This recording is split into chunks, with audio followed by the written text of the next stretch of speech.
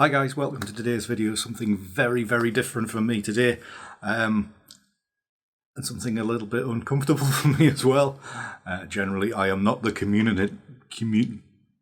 I can barely talk.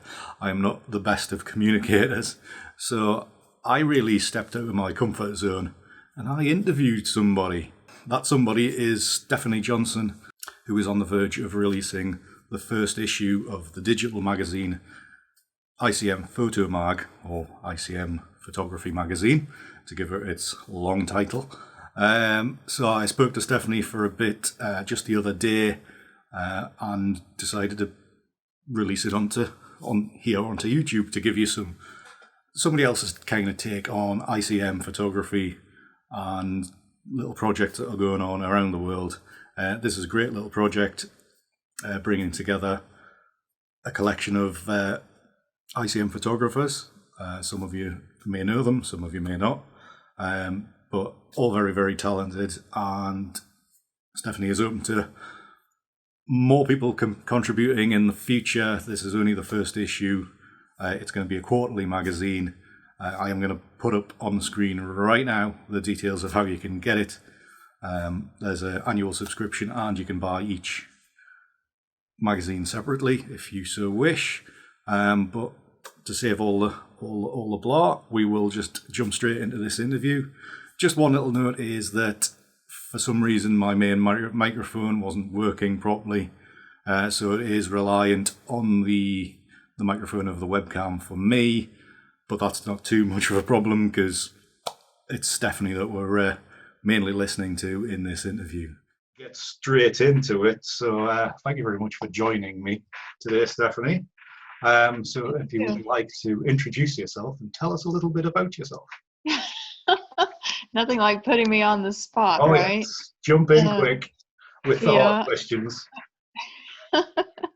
Well, my name is Stephanie Johnson and I am an ICM photographer. I started out shooting landscapes, and about 3 years ago I started working with ICM's intentional camera movement. And I don't know, over the past 3 years, it's kind of become my primary focus with my photography and the art that I create. It actually does make me feel like I am an artist creating art rather than just being a photographer out there shooting, landscapes. That's the great thing about ICM that I find, is that you're not really photographing what's in front of you.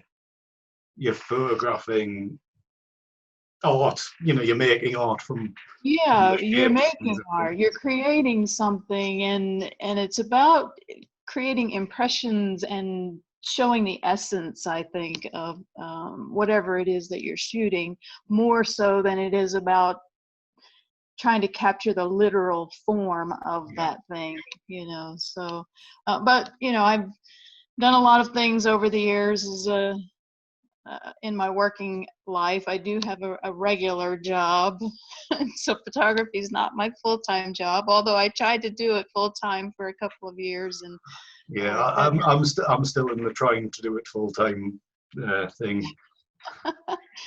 But this month is my 10th anniversary of going self-employed. So 10th anniversary year. Yeah, 10. Well, yeah, it'll be June 2010 was when I gave up my last regular job. Well, so you've been doing it for a long time then. I only gave it 2 years. Well, thankfully I have very small overheads, so I could dick around a little bit. But yeah, it's photography is not an easy thing to be making money at the best of times, and since 2008 and all that horribleness, then it's been a struggle. Well, and just art in general, I think. Art in general, people, I think it's become so prevalent on the internet that I feel like a lot of people prefer to just look at it online than they do to actually buy it. Yes, exactly. Have it in their house. So. It's almost like being devalued to the point where there's just nothing to buy anymore, because nowadays, even high quality art is just a flick through your Instagram feed. All you do is scroll and scroll and scroll. You'll double Right. press for a like, and that's about what a lot of it's come down to is just a double tap, Right, which is exactly. pretty sad. It is sad. It's very sad, actually. It is. So so you say you've been doing ICM for what, 3 years now? About roughly 3 years, yeah. So what actually got you into ICM photography? Was it a mistake, Well, or was it? no, actually, it was intentional, no pun intended. I had been traveling to Ireland a lot Right. to shoot the landscapes in Ireland. And every time I would come back to the United States, back to Iowa, which is where I live, Yep. um, I was just having a really hard time finding inspiration to get out and shoot in Iowa because it's not the grand landscapes that you have in Ireland. And so I would go back to Ireland and I'd shoot and I'd come back, put my camera away, and I wouldn't think about it until I was planning my next trip to Ireland. And at one point, one of my friends in Ireland told me, you know, you've got to shoot wherever you're at. You can't just keep waiting to come back to Ireland to shoot. You've got to find your inspiration wherever you're at. And then I also had read a book by David Duchemin, who's a Canadian photographer, and the name of his book was called A Beautiful Anarchy. Yes, I know the one, yeah. Yeah, and it was a book more about creativity and about finding your own inspiration than it was a book about photography necessarily. And he says in that book over and over and over, do the work. You have to do the work. Yeah. You have to get out there and do the work no matter what. You can't wait for creativity to come to you. You have to go and find it. And so I kind of took all of those things to heart. And on one of my last trips back from Ireland, I'd heard about ICM. There's a photographer in Ireland named John Mee. I don't know if you've heard of him. I must admit I haven't. Oh. I am such a heathen. There's so many names that, like, even that's we're obviously going to come on to talking about the magazine. But some of the other names in here, I have previously I have seen their name crop up in a few things, but there was some that are completely new to me. So I really need to pay more attention to what everybody else is doing out there. Well, I mean, it's good to know what everyone else is doing, but also just from the sense of community that you can get by getting to know them. But anyway, so John Mee had done some ICM work, and that kind of was where I got the idea about doing it. And I thought about applying that to my landscapes here in Iowa. So that's what I did. I took that idea of ICM and I went out into the landscapes here in Iowa and started just shooting whatever, you know, whatever I saw, things that weren't necessarily very inspiring, but just, you know, trying different things with ICM, and that kind of was how it all got started. Yeah, because I mean, I found I got to ICM because there was just a perfect storm of situations got me to that point, because I do find myself not trapped in my local vicinity, but kind of stuck at times, and therefore once you've photographed, you know, the locality normally and in all kinds of weather, then there's not really much more to photograph. So you know, ICM kind of opened everything up again, and it also, well, because you can shoot the same scene over and over and over and over and over and over again, and it's always going to be different, right? Exactly, it's different every time you go, and it's different with every movement that you make. That's what's absolutely, you know, that's what I find is brilliant about ICM photography, is you can go to the end of your road and make something obviously very, very unique, but it can be beautiful even though there's nothing of beauty at the end of your road.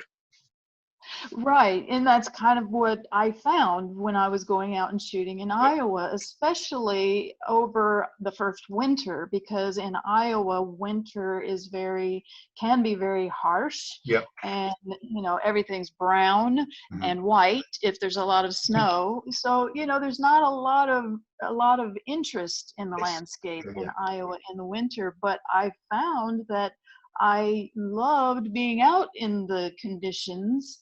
And there's something about being out in the sub-freezing temperatures for hours on end shooting that just makes you feel alive and like you're battling the elements, I think those kind of conditions would have me scurrying for my home and later on, I think. But yes, but you're definitely right. I think probably a lot of people have come towards ICM for similar reasons.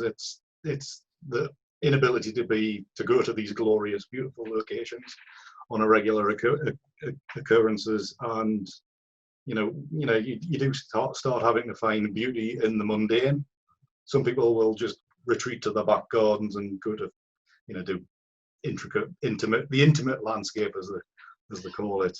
Right. Well, and then there's that environmental piece to it that I like also, because like you said, people they're finding themselves attracted to ICM because they can do it right in their backyard. But how many landscape photographers out there are traveling to all of these iconic locations around the world, and that they're taking these beautiful shots, but what they don't show is the line of photographers all online with each other. And in essence, in a lot of these places, they're destroying the landscape. They're disturbing its pristine nature by flocking to a lot of these places. And so something else that I like so much about ICM is that you can shoot in your backyard, you can shoot wherever you are, and you don't have to destroy the environment to create beautiful pictures and beautiful art. Yes, so we can tread very lightly. Right, and so I think there's that environmental aspect of ICM too that is really important. Yeah. I mean, you mentioned the lines of photographers that generally they're going to be getting exactly the same shot as the guy next to them, and the one down from them, and the one down from them, and they're all going at the same times of day. Whereas ourselves as ICM photographers, we know that we can go at any time of the day. We don't need to be there at sunrise and sunset for the golden hour and the blue hour and all that kind of stuff. We can go at any time, and we can come away with something extremely unique that these other guys aren't going to be getting. Exactly. Very much, our own interpretations. I mean, which I find is brilliant, and so freeing. I mean, like I was on my Twitter tagline is like, I can't paint for toffee, so I try to do it with a camera instead, which is, because you're thinking, well, that should be really, really hard, but for me, it's a lot easier, and I find it a lot more satisfying than just going out there with a tripod and waiting for a nice light and pressing a shutter. Right, because you're finding the light, you're making use of the light that's there, and you're making use of the colors and the lines and the texture and the everything, the environment that's there. You're not waiting for, I went to Scotland a couple of years ago to the Isle of Harris with a photographer that kept talking about, there's no light. And I'm thinking, there's always light. Yes. You just have to look for it and find it, exactly. You have to be able to see it. I mean, like I mentioned earlier about like the perfect storm of conditions that brought me towards ICM is that, quite often I've only got an hour to go out and photograph, and it could be a boring time of day for light, but you've just got to make the most of that hour that you've got free that week to bring something of it. And ICM photography is the best way to utilize that hour, right? When you're down to those kind of restrictions. That I think that's fun. That's the great way of doing it. So I mean, within the niche of ICM photography, as we look at everybody that's in this inaugural issue, is there's a vast range of styles of ICM photography within the magazine. I noticed looking at your work, Stephanie, is that it's very linear. Is that due to the Iowa landscape? No, I think it's probably my brain, Right. the way I think, I guess, maybe. I don't know, you know, because I look at your work and I think, wow, it's so beautiful. I love impressionistic paintings. I love impressionistic art. But when it came down to actually developing my own style, it turned out to be more expressionistic, I think, than it did impressionistic, you know. And I don't know, sometimes I feel like maybe I've kind of gotten in a little bit of a rut by not expanding how I do my ICMs, Right. because I worked at it for so long.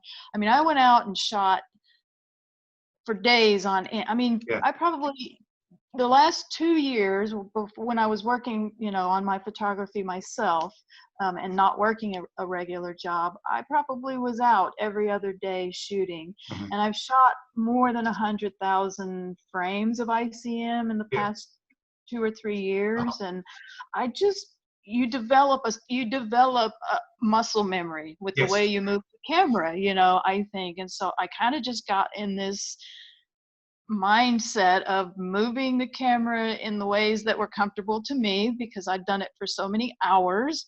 And I usually shoot at 1/13 of a second. That's kind of my, even when I go longer than that and I still use the same movements, I find I get the same general effect with my work. So I just kept my shutter speed at 1/13 of a second for the most part, and I just do, you know, just move the camera however to get different effects. But it is very linear. I think you're right. I don't know that I've ever thought of it maybe necessarily. It's just, you know, like, you know, the impression I get. I think the guy who's on the cover of the magazine as well, he's very, to me, he's very linear. There's those straight lines, and I think he's based in California, so he's obviously got a lot of coastline to work with as well. So generally, I think for me, I think maybe your surroundings do impact on maybe your style of ICM photography. Right. Yeah, I think so. I might be thinking, you know, I might be talking out the wrong end of my body. I don't know. No, I mean, I think you're right. And, you know, because I don't have seascapes to shoot, I've got a lot of trees around me, so I do love to shoot trees. And of course, my preferred method of shooting trees is always, you know, a vertical somehow. And, you know, I feel like I worked really hard to be able to get those smooth, fluid lines by hand holding, you know, by doing the movements by hand rather than on a tripod, which I think a lot of people might think, you know, you're using a tripod, or even on my horizontal ones.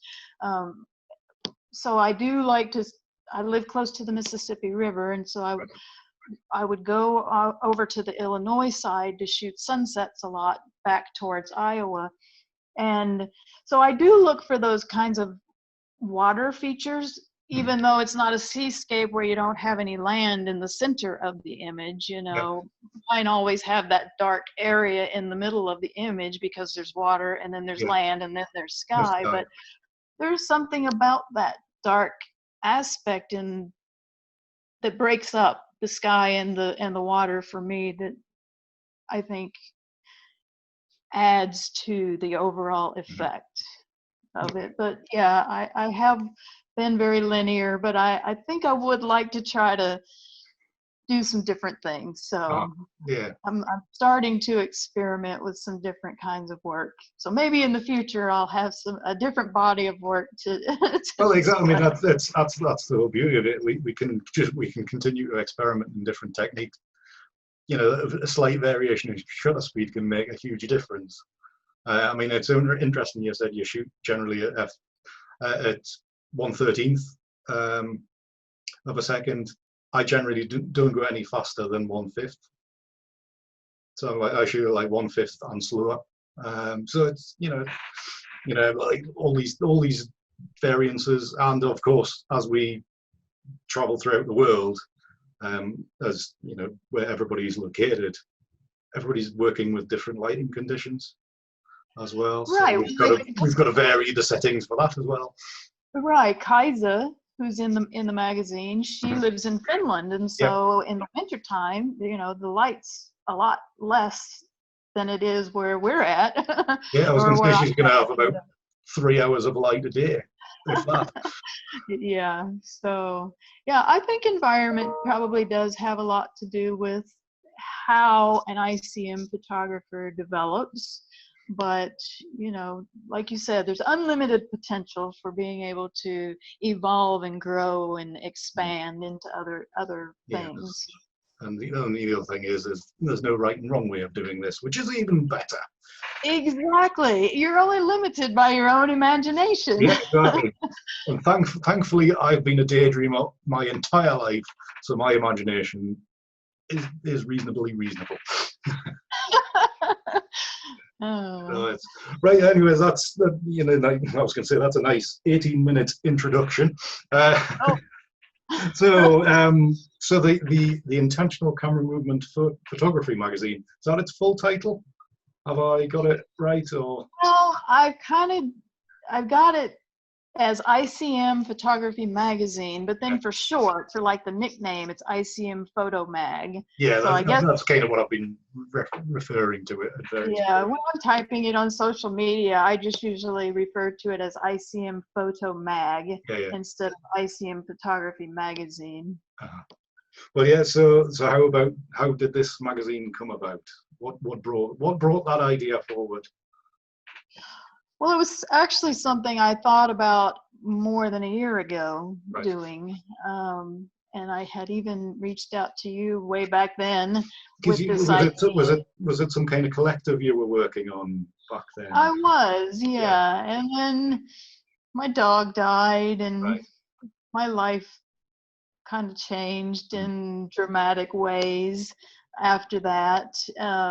And I needed some time to kind of readjust, reorient myself, and find my passion again, to move my own creative work forward, much less to try to bring a collective of a community of other photographers together. But I do have this very deep desire to build community, and have collective, and not just for my own benefit, but for the benefit of all.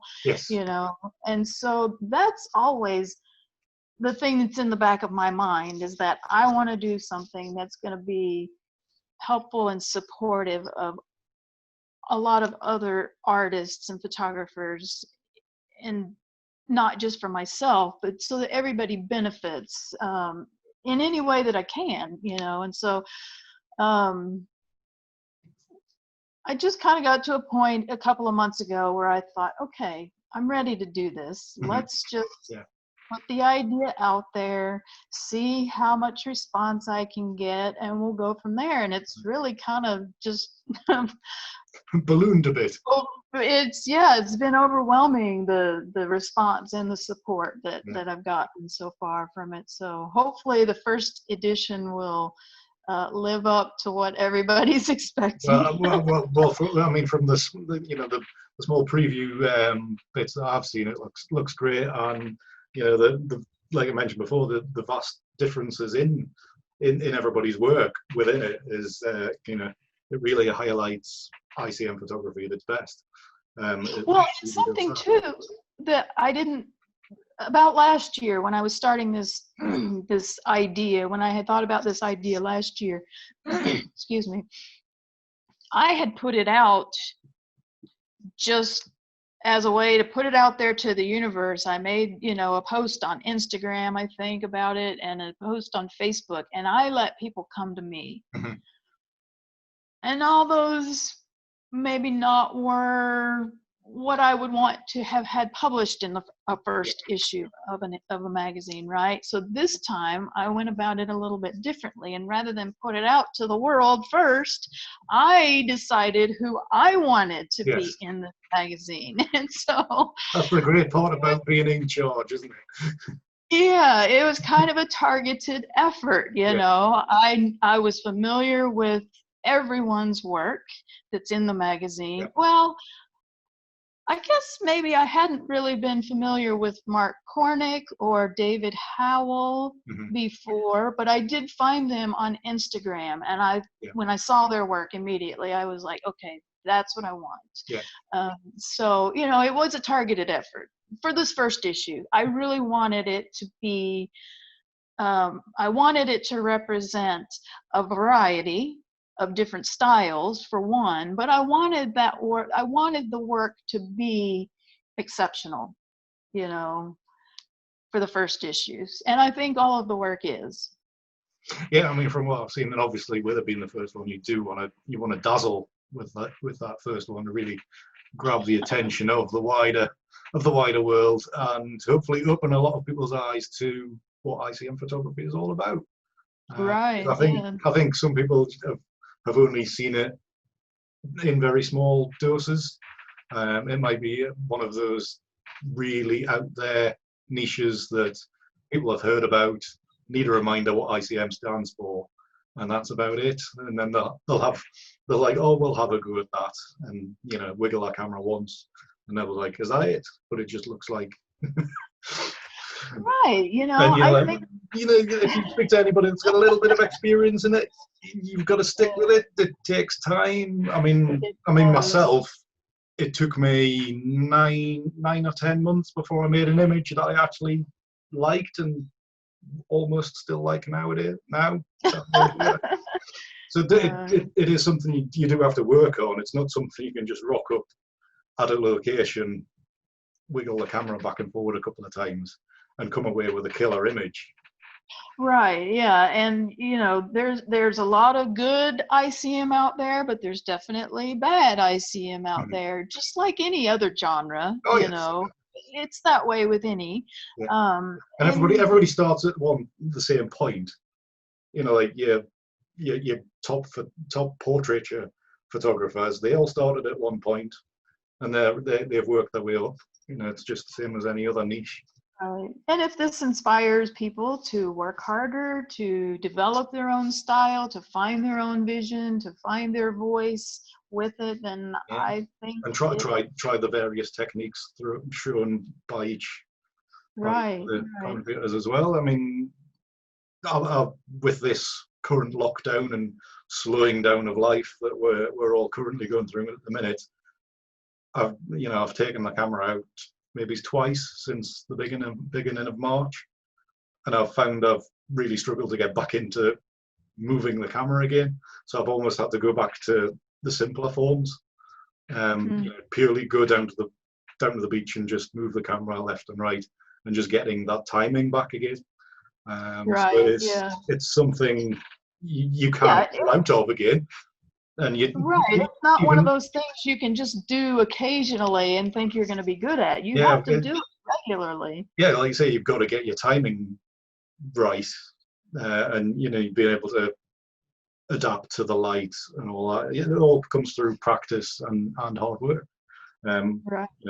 Which I'm sure some people don't particularly like, that idea of having to practice lots and having to do lots of hard work.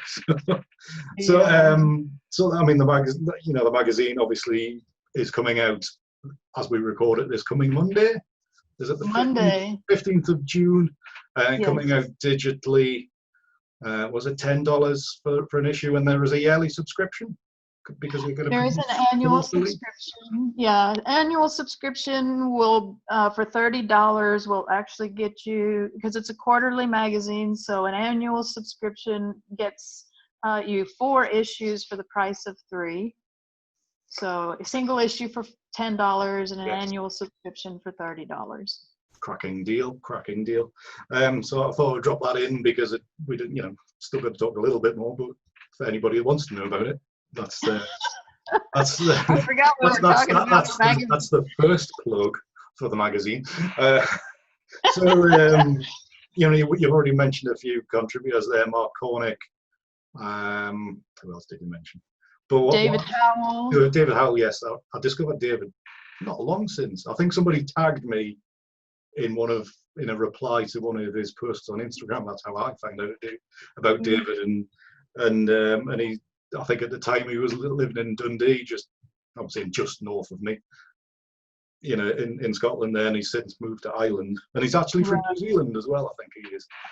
Oh, is he? Oh, I didn't know that. I thought he was originally from Ireland. He's a well-travelled chap. But, I mean, for like his work, I can see a bit of mine in there as well. The kind of subject matter that he goes for. But one of the big names, and he's got a featured, like the featured photographer in it, is William Neill. And to be honest, I must admit, I obviously, you know, known William's work for a few years, but I had no idea he did ICM photography. Yeah, and interestingly enough, he really is primarily just a traditional landscape photographer. But I belong to a Facebook group called The Abstract Landscape, and that is run by a couple named Ted Leeming and Morag Patterson. Yes. Do you know them? I haven't met them, but I know of them. Yes. And so I kind of had come across William Neill's ICM work in that group a couple of years ago. Right. And then I initially hadn't necessarily thought about asking him to be a part of this first magazine because, you know, he's kind of a big name in the landscape world, and he writes for big magazines, and you know, I thought, oh, there's no way he would agree to do this, right? So I might as well not even bother. But then one day I was just like, you know what, I'm just gonna give it a go. Yeah, I was just, all he can do is say no, right? Well, exactly. I mean, like the phrase here is "shy Ben's getting out." So if you don't ask, you don't get. Right, exactly. And I mean, I'm not really shy in that kind of way. I don't have a problem exerting myself in those kinds of ways, but I also don't want to be a burden to anybody. I'm one of those kinds of people that doesn't want to burden others for things either. So I am friends with him on Facebook, even though I don't know him, you know. We all know that we have lots of friends on social media that we don't really know intimately. So I just sent him a private message and said, hey, I'm putting this e-magazine together, and I wonder if you might be interested in doing a photographer spotlight. And he actually said right away, yes, I'd be happy to contribute. So yeah, fantastic. Now, I mean, one of the great things I've you know, looking at the initial who's part of it is how international it is as well. You know, obviously, I mean, myself in the UK, yourself in the US, we generally kind of cluster around the Western type of photographer, and then you've got a fantastic photographer as in, I'll butcher his name, Syed Usair. Yes, in Pakistan. Who like I've known his work for a little while now, before seeing he was going to be part of the magazine. But I think it's great that like somebody that's not in the Western Hemisphere is getting a part, because there's so much talent in the you know, the Middle East and you know, Southern Asia. There's a lot of talent that ourselves in the West never really see. So I think it's brilliant to see him in there as part of it, because he produces some fantastic work. Well, he was actually kind of on board with me from the very beginning last year when I thought about this. I put that, like I mentioned earlier, I put this idea out there on Instagram and Facebook last year about building this collective, this community around. It wasn't, at that time, it wasn't specific only to ICM. It was about creative photography just in general. And anyway, I put that out on Instagram, and on the 1st of January, for New Year's Eve, Eve, I think it was 2018 going into 19. That was going to be my project for the year, and I put it out there January 1st. Yeah. This is what I want to do. And the very first person that contacted me was Usair and said, I want to do this with you. And so he and I have been friends ever since, and we've been working together and talking and collaborating on things ever since. And yeah, like you said, I think it's great that someone from the Middle East is represented here, because like you said, the majority of the others are from the Western Hemisphere. And I do really want this to be a global community, a global project. That I've been targeting even my ads to South America. I have had a couple of South American photographers send me inquiries about being featured in the magazine. So not even just Western Hemisphere, Northern Hemisphere. You know, it's North and Western almost specifically. But well, except for Australia, there are a lot of ICM photographers in Australia and New Zealand. But you know, South America, you don't really ever hear about them much. Exactly. Yeah, you hear a lot of people going on workshops down in South America, but you don't really get to see the local South American photographers work out there. Whether that being a language thing, so you know the YouTube and Google and all this kind of stuff doesn't, you know, they'll be rising to the top of their local search results maybe, but not to maybe ours, because maybe they're, you know, in their own native language. So there's that. I mean, maybe there is that small problem of language for how the internet discovers everything. Well, and I wonder too sometimes if it isn't if the language isn't a barrier for the actual photographer, feeling like, well, I, you know, don't speak English as well. But I mean, the people that I've had a lot of people reach out to me that English is not their primary language, and you know, I will work with any of them that want to be a part of this, because I think it's important. Even if English is not your primary language, I want you to be a part of this, because it's not just about your words, it's about the art that you make. We can work on the words together, you know, and get that. I mean, we're going on about language here. Like, I remember my email to you when you wanted, what was it, 700 words text? I was like, I'm terrible at writing. I was a bit, right? Yeah, but you did great. It's fine. Because I am just so unconfident, and because I'm really, really slow at writing as well. I was just like, writing words, I can barely speak them. Yeah, I just want to make sure people don't feel intimidated by the writing part of it. Yeah, I mean, you were like, don't worry about it. Don't worry about it. We'll work with it. That's, you know, everything is workable. Yeah, which is great, because when it comes to writing, I do just hate it.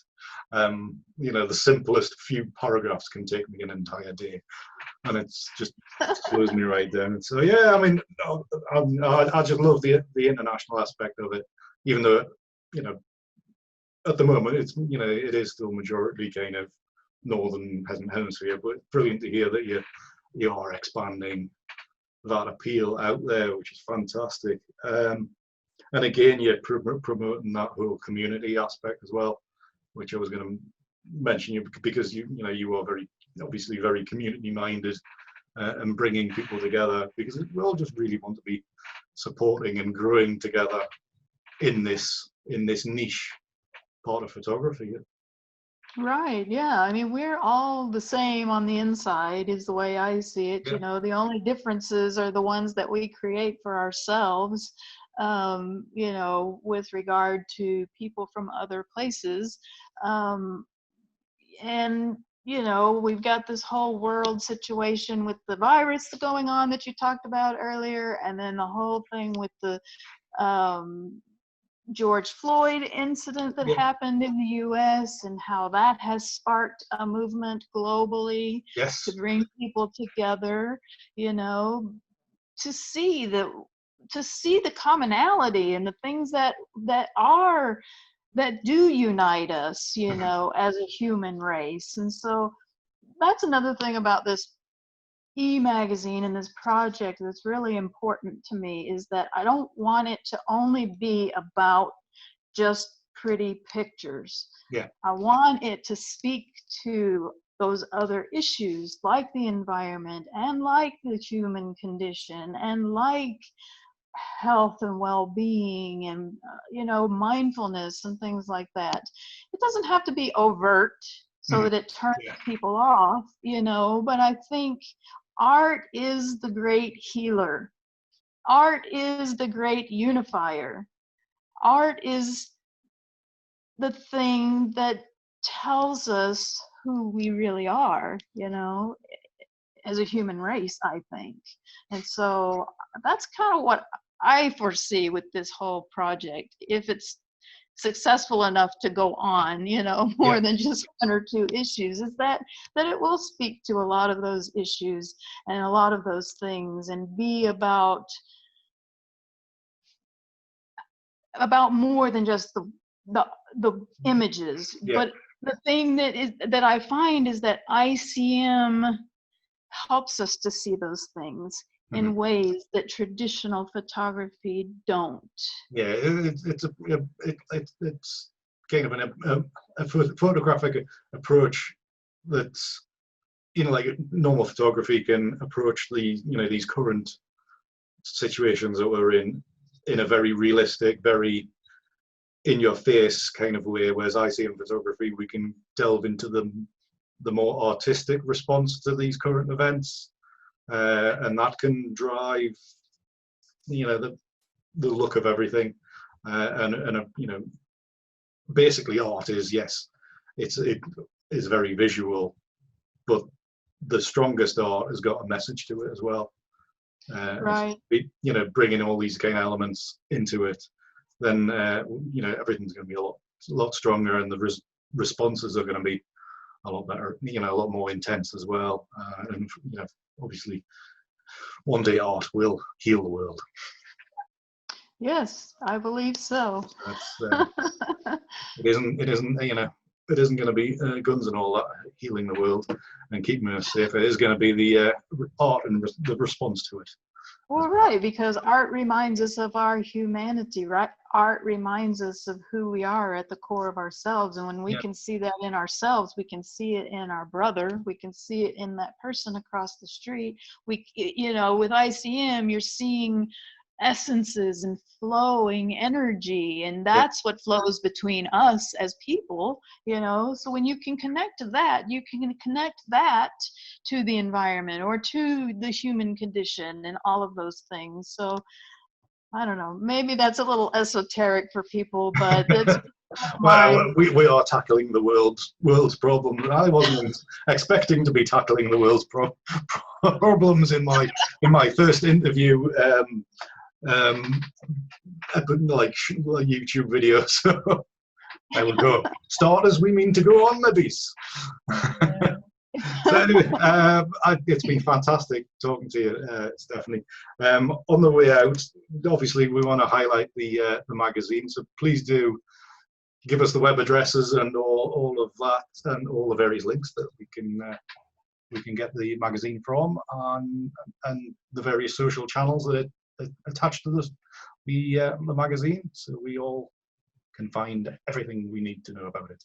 Okay, well, the website is www.icmphotomag.com, and then that's basically the handle for all of the social media. So, well, not on Twitter. I'm not on Twitter with it, but Instagram and Facebook. So if you look up ICM Photo Mag on Instagram, then that'll take you right to that. And then, did I say ICM Photo Mag? I think you did. Yeah. Okay. And then if you just do a search for that on Facebook, there's also a Facebook group. Right. That's based around the magazine. So it looks very active as well, because every time I log into Facebook, then one of the first posts is somebody contributing towards the group. So it must be great guns. It is going well. It's got about 220 members right now, but I'd love to grow that. And it's not just for ICM photographers. It's for people that even just want to watch or spectate or to see the images and see the art and see how it's done. So the idea is kind of to build the group around the magazine, and the more people involved in the group helps to support the magazine as well. So brilliant. Well, I will just say that we will put the links down below in the description of this video as well, just so you don't have to go searching too far. So yeah, that's the magazine links. So obviously we want to highlight yourself as well, Stephanie. So if you want to tell us where we can find you as well online.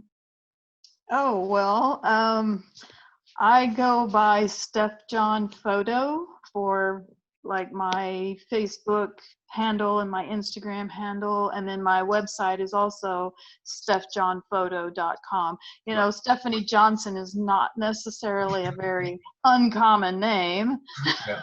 So there are a lot of Stephanie Johnson photographies out there, and I've been contacted by people all over thinking I do a different kind of photography. So I just thought having Steph John Photo as kind of a shorter, more specific to me handle. Like you say, well, every new thing that comes along, we always jump on our established handle and land grab that, don't we?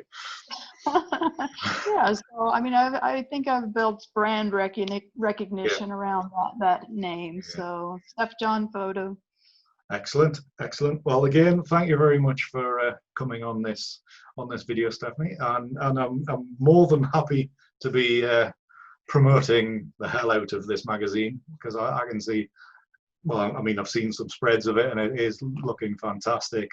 So I'm excited for Monday when it comes out. So that's Monday, June the 15th it comes out. But if I get this video out earlier, you can pre-order it, can't you? Yes, right, great. I've done my job right. So yeah. So again, thank you so much for your time, Stephanie. It's been lovely to meet you as well. Finally. No, it's great. Thank you for doing this. I appreciate it, and not a problem. I'm really happy that you agreed to be a part of the first issue. Also, I don't think it could have been, half as beautiful and meaningful without your work in it. So I do appreciate that. That's very kind of you to say, but I'm sure even without mine, it would be a wonderful magazine. So I do look forward to who's going to be in the second edition as well. And you never know, in the coming editions, I may contribute some more. Yes, I would love for you to be regular. Your readers may have to look at my ugly face again in the not distant I'm sure they would love that. But just to wrap up this video, again, thank you very much, Stephanie, and we'll hopefully see you again very, very soon. Yes, thank you, Andy. I appreciate it. So I hope you enjoyed that interview there. Really interesting project, and I hope you can support it. $10 an issue isn't much at all. You can get an even better deal of $30 for the year for 4 issues, which is a fantastic deal to see some beautiful ICM photography. If you've enjoyed this episode, please do leave a thumbs up, leave a comment if you would. I'm going to say this trepidatiously. Is trepidatiously even the word? I'm going to say this cautiously. If you would like to see me interviewing other ICM photographers or general photographers, then do let me know. I may be open to it. And hopefully by then I will have got a better microphone as well. So thanks for joining us for this episode, guys. And if you've got this far, well done. Congratulations. And I can't wait to see you on the next video, whenever that'll be. So until the next one, keep hard. See ya.